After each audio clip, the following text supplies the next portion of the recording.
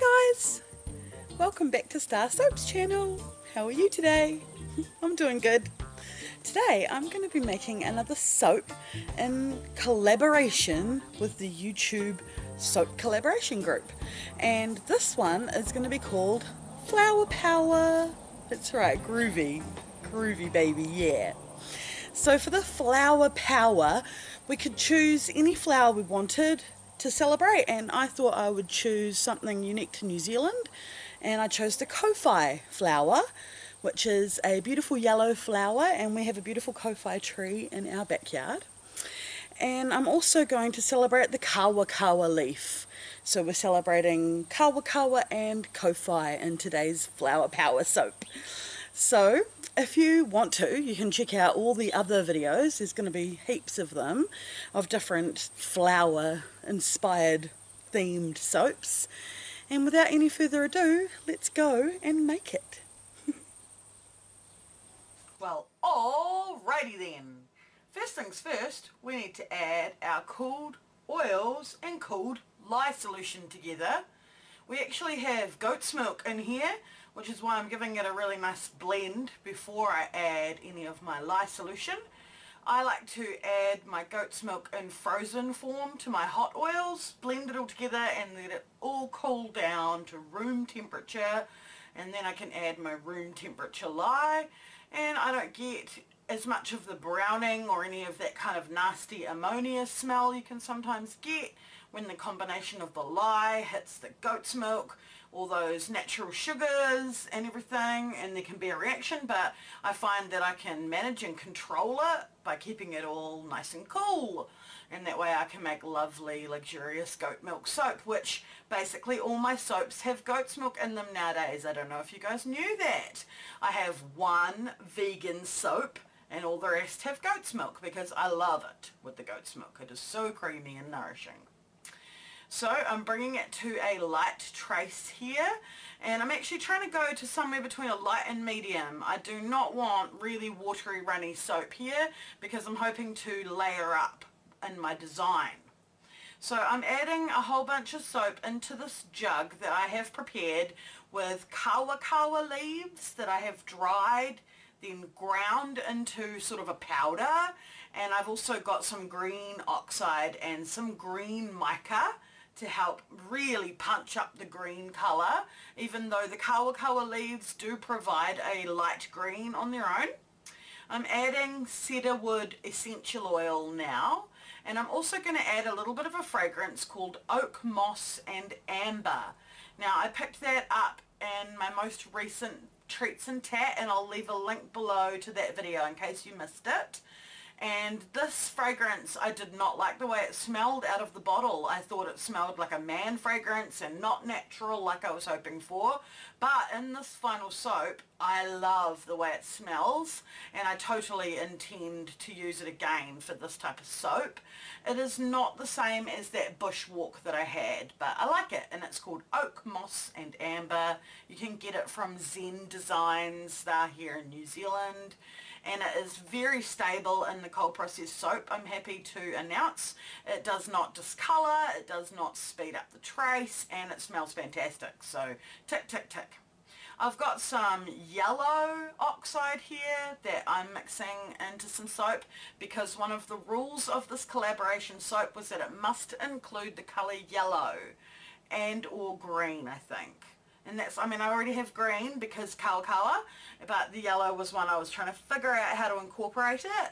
I was going to put some kowhai seeds all over the top. Kowhai is a native tree to New Zealand, and that is from the video at the beginning. I showed you our kowhai tree in our backyard, and it has a beautiful yellow flower, and also its seeds are very yellow, bright yellow. So, and I have a bunch that I've collected up because I intended to use them on top of massage bars, and I thought maybe I put them on the soap, but like last minute I thought, what if they turn brown? And that's why I decided not to do that, and instead I've mixed up some yellow soap here, with the idea being that I could create kind of that yellow flower look hopefully in my soap. And you'll see what I try to do and how it works out. I'm actually thinking that to get a better result, I should have used my hanger swirl tool and not used the chopstick to swirl. So that's a little bit of hindsight for you. So the first thing we pour in is a generous amount of our green soap. I kind of wish I had made the green soap up in a bigger jug and I'd had more of it, but that's okay. And I have these star logs that I made, and I thought I might as well just use them as well, because another one of the rules was that you must use embeds of some kind. So I'm using my star logs as embeds, but I'm also putting some toppers right on the very top as well. So I'm kind of like double up, making sure that I do exactly what the rules said.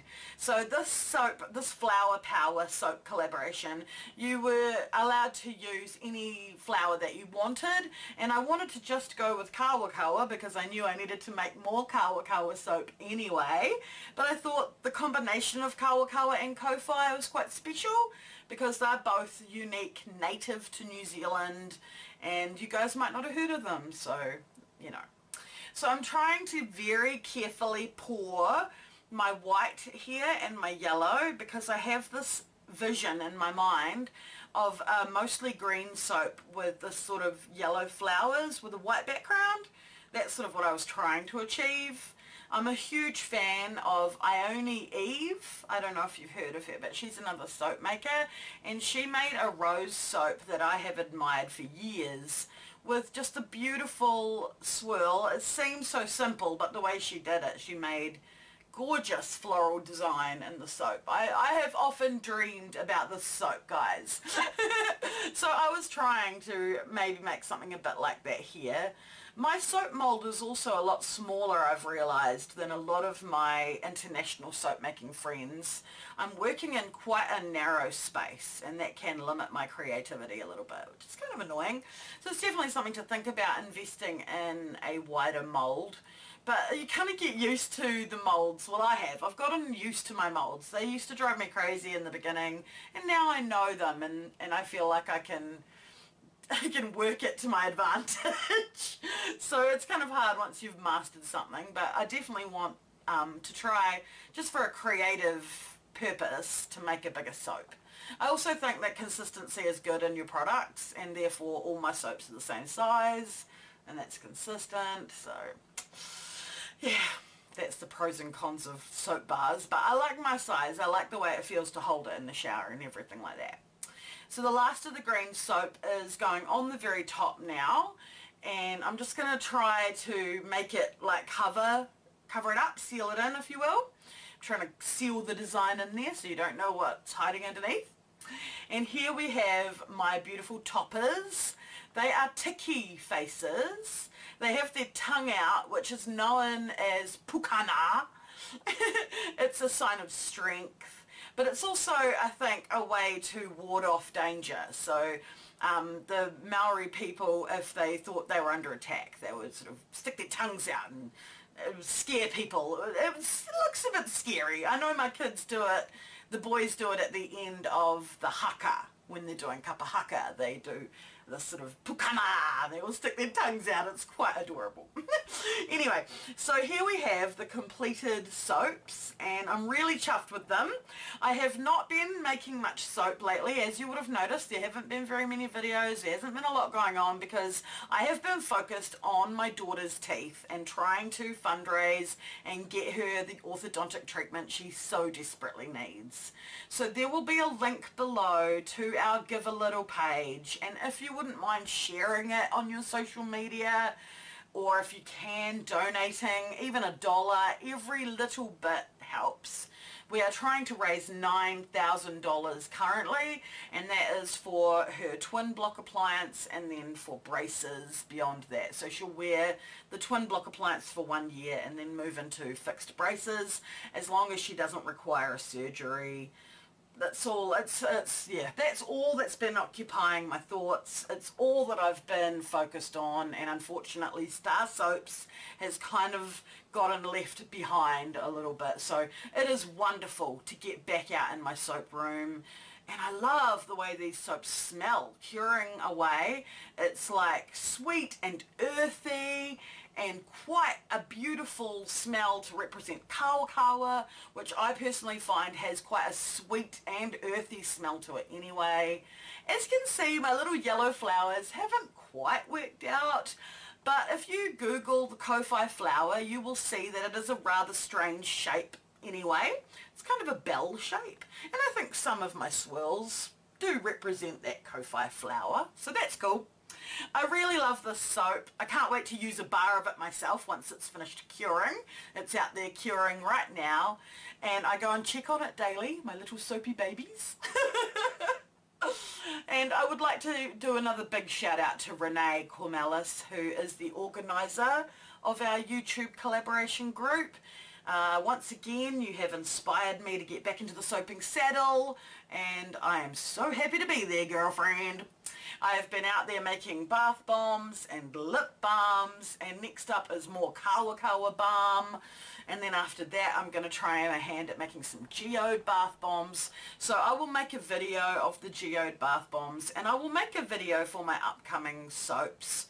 But the bath bombs and things I have not been really taking video of. I feel like I'm sort of repeating myself here on the channel. Please leave me comments below as to any suggestions you might have for different content, because I'm open to suggestion. If you would like to see me singing, I have a lot of video of me singing because I sang and played a lot towards the end of last year, and I would love to share that with you, even though it's not soap making. So let me know what you think down below. Would you be keen to see some other content, just so that I can keep up my upload schedule? I don't like the feeling of letting you guys down. You've always supported me, so I want to live up to that, and I want to give you guys interesting and entertaining content as much as I can. So yeah, help me. Please help me to help you. Yeah, I think these soaps turned out cool. You can't see the star logs in the bottom section at all. That green seemed a lot darker when it was wet, and now that it's set, it's faded, and therefore those kind of greeny white stars, you can hardly see them in the bottom, but they're kind of there. And I love the ticky faces on the top. I really want to make some more of them for the next batch of kawa soap, because this soap is super popular, so I will continue to make it. I'd like to say a big shout out to all my other YouTube soap makers that are in the group, and please do click the hashtag below and go check out all the other videos. I am really looking forward to seeing all the other flowers and how they get represented and made into soap. I'm really stoked with my attempt. I hope you liked watching it. If you did and you want to see more like this, feel free to hit that subscribe button down below, become a member of our Star Soaps family, and feel the soapy love. You know, you guys really cheer me up. I've been reading all of your comments on the candy cane soap video today, and I've got happy tears in my eyes. Thank you so much. I love you all, and I'll see you all next time. Bye!